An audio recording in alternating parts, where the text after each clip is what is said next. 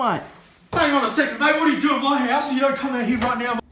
Alright, now the fact that you're actually, conscious, what we're going to do today is that we're going to make like these pizzas. Now, I'm Australian, as you can probably already tell from the accent. Now, mate, do you know any Italian words to make us feel any more authentic?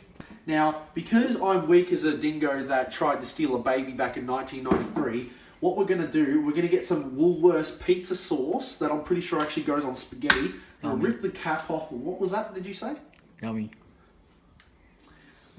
No worries. What we're going to do here, we're going to get a good butter knife. And what we're going to do, you can, zoom in there, sir. So the audience can get like a feel of how we do it.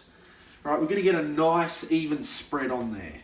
Yeah. Now, see, just a little time skip here. Now, what you can see here is that we've got a really nice even spread on the pizza base. Oh, right? It's not even even. What are you talking about? That's perfectly even. No, that's crap, mate.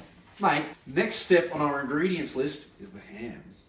Exclusive items straight from the Netherlands. These are actually from the native pigs. No, you're talking crap, mate. They're from Woolies.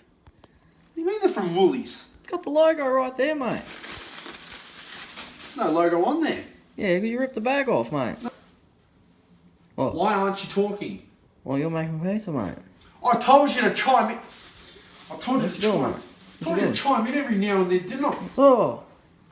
Alright, now, really sorry about that, ladies and gentlemen, but we actually had to skip ahead of time because we're actually losing track of it, right? See the pattern that what I've done here is that I placed the ham in almost like a square.